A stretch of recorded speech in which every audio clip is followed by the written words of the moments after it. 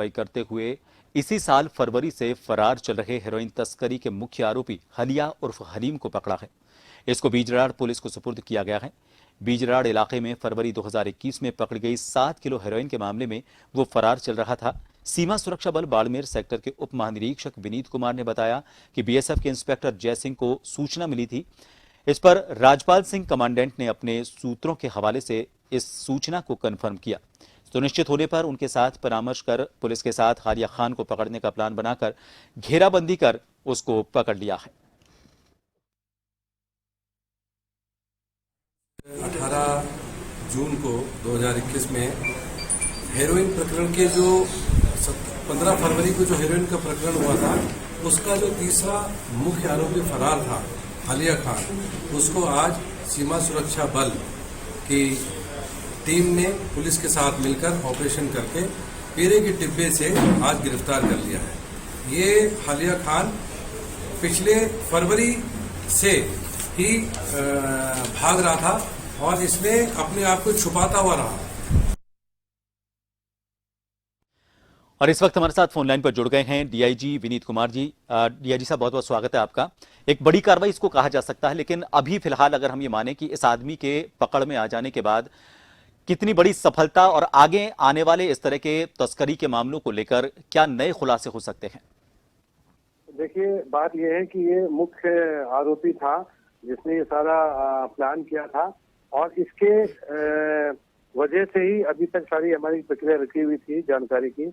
अभी हमारी पकड़ में आ गया, तो जो इस केस में पाकिस्तान के एरिया में जो स्मगलर शामिल है उनका भी पता लगेगा और इसके और आगे क्या प्लानिंग थी उसके बारे में भी पता लगेगा और इसके लिंक और कहाँ इंडिया में, पंजाब साइड में, जम्मू साइड में है, वो सारे हमें पता लगाएंगे इन्वेस्टिगेशन में, ताकि हम आगे की कार्रवाई कर सकें। जी डीआईजी साहब, एक और चीज आपसे जानना चाह रहे हैं। ये अक्सर देखा जा रहा है कि इन दिनों में कुछ तस्करी के मामले बढ़ गए हैं, तरीके भी बढ़े हैं, अलग अलग तरीके से, अलग अलग उपायों से कोशिश की जाती है कि पाकिस्तान के रास्ते जो भी तस्करी का सामान है उसको राजस्थान के रास्ते पूरे भारत में उसको सप्लाई किया जाए। ऐसे में तकनीकी तौर पर कितना हम पुष्ट हो पाए हैं? क्योंकि अभी हाल ही में जो माल पकड़ा गया, करीब 300-400 करोड़ का जो माल पकड़ा गया था, तस्करी के जरिए लाया जा रहा था, उस मामले में जो तकनीकी उपकरण हमारे हैं, जो हमें एडवांस करते हैं, उनके जरिए उस पूरे घटनाक्रम का खुलासा किया गया।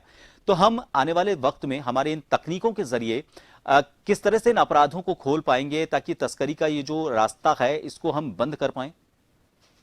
जी, हमने जहां भी हमारे कुछ वल्नरेबल पैसेज थे उनको हमने गजट से कवर कर लिया है और अभी पूरा इलाका हमारी निगरानी में उन गजट के द्वारा, और हमारे जवान 24 घंटे चौकस हैं और किसी भी तरीके की इनकी इस तरह की स्मगलिंग की कोशिश को हम नाकाम करने के लिए पूरी तरह से तैयार हैं।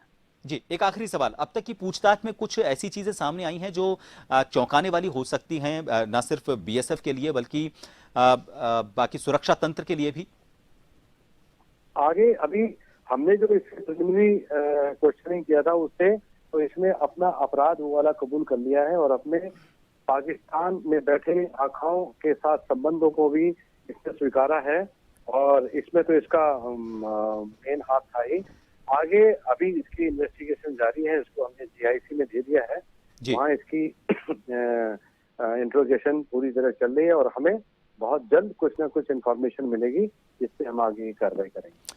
बहुत बहुत शुक्रिया डीआईजी साहब हमसे जुड़ने के लिए। बाड़मेर से डीआईजी विनीत कुमार जी हमारे साथ जुड़े हुए थे। उनका कहना है कि इस पूरे मामले में बड़ी सफलता सुरक्षा बलों की इसको कहा जा सकता है। आगे पूछताछ की जा रही है, हालांकि अब तक की पूछताछ में उसने इस अपराध को भी कबूल किया है और इसके अलावा पाकिस्तान से उसके जो रिश्ते हैं तस्करी को लेकर, उन सभी रिश्तों को उसने कबूल किया है। ये काफ़ी महत्वपूर्ण हो जाता है कि कोई भी जब तस्कर पकड़ा जाता है तो वह अपने गुनाह को कबूल करे, क्योंकि उसके बाद जांच पड़ताल के और पूछताछ के नए रास्ते खुलते हैं। और फिलहाल ये एक बड़ी कार्रवाई कही जा सकती है क्योंकि फरवरी 2021 से ये फरार चल रहा था। जन टीवी की लेटेस्ट अपडेट पाने के लिए हमारे चैनल को जरूर सब्सक्राइब करें और नोटिफिकेशन पाने के लिए बेल आइकॉन दबाएं।